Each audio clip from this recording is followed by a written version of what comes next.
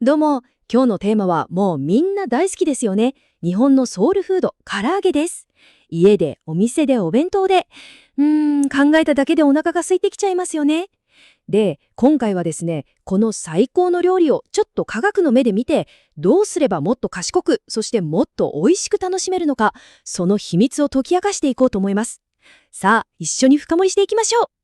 でもちょっと待ってください。いきなりですけど、こんな疑問を投げかけさせてください。この、とっても美味しい唐揚げ、実は健康リスクがあるんじゃないかって。まあ、揚げ物なんだから当たり前でしょって思った方も多いかもしれません。でもね、話はそんなに単純じゃないんですよ。まずは、唐揚げが僕たちの生活にどれだけ溶け込んでいるか改めて考えてみましょうか。これってもう単なる食事っていうレベルを超えた存在ですよね。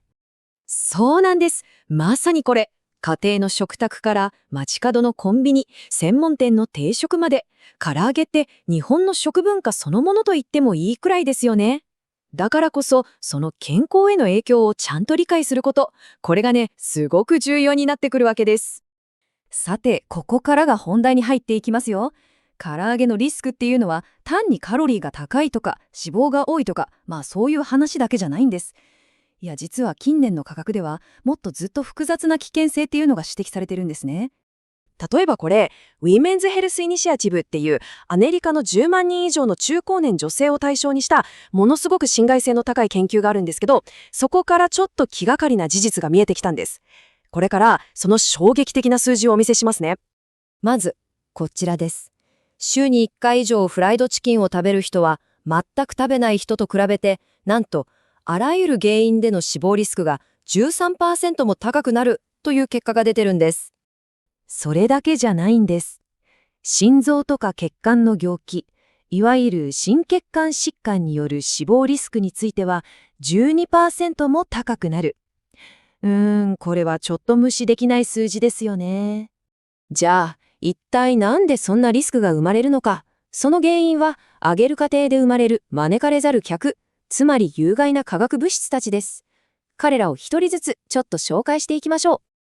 まず一人目、発がん性が指摘されているヘテロサイクリックアミン。これはお肉そのものが高い温度にさらされることで発生する物質です。言ってみればこれは肉の問題ですね。そして二人目はアクリルアミド。これも発がん性が疑われていて、唐揚げのカリッとした衣から発生します。衣に含まれるでんぷんが高温で化学反応を起こしちゃうんですね。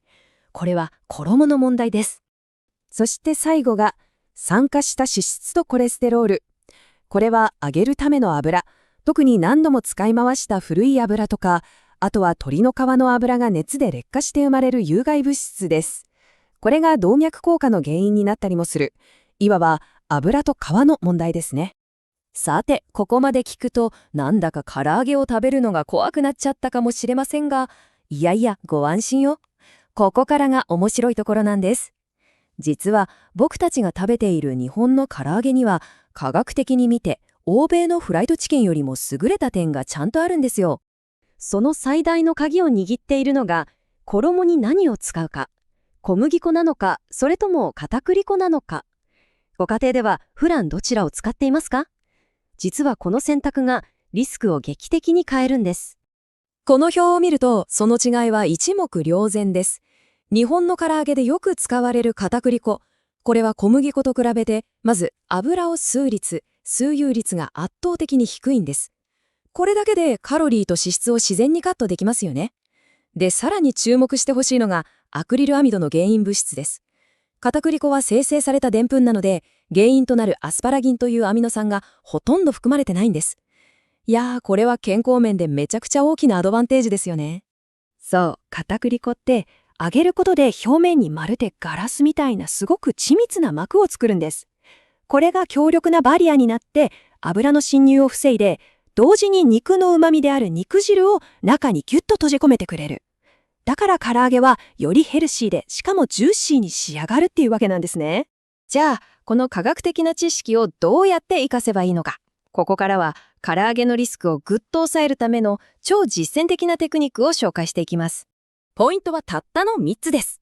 まず1つ目、下味に生姜とニンニクをたっぷり使うこと。これらに含まれる抗酸化物質が、なんと発がん性物質 HCA の生成を 40% から 60% も抑えてくれる力があるんです。次に2つ目、揚げる前に電子レンジで軽くチンする。こうすることで高温の油にさらす時間を短くできるので、有害物質が生まれるリスク自体を減らせます。そして最後、油の温度管理ですね。170度から180度をきっちりキープする。これが美味しくかつ安全に揚げるためのベストな温度帯です。それから調理法だけじゃないんです。食べ合わせ。これもめちゃくちゃ重要です。唐揚げ定食についてくる付け合わせ。あれにはちゃんと意味があったんですよ。そう、千切りキャベツとか大根おろし。これらに含まれる成分が体の中に入ってしまった有害物質 HCA を体の外にスムーズに排出する手助けをしてくれるんです。つまり、デトックス効果を高めてくれる最高のパートナーってことですね。そして、唐揚げにレモン。これはもう味のためだけじゃありません。ある研究によると、レモンをかけるだけで、食後の血糖値の急上昇をなんと約 30% も抑えることができるそうなんです。これはすごい効果ですよね。さて、ここまでいろいろと解説してきましたが、大事なことをお伝えします。唐揚げを完全にやめましょうなんていうつもりは全くありません。重要なのは、そのリスクを正しく理解して、恐れるんじゃなくて、知識でコントロールするっていうことなんです。衣は片栗粉で薄めにつける。味付けには生姜とニンニクを忘れずに。そして食べるときにはキャベツとレモンを添える。本当にたったこれだけのことで唐揚げはもっと安全でもっと素晴らしい料理になるんです。科学っていうのは何かを我慢させるためのものじゃなくて、より賢く楽しむためのツールなんですね。さて、この知識を武器にあなたは次の唐揚げをどう味わいますか？ぜひ今日から試してみてくださいね。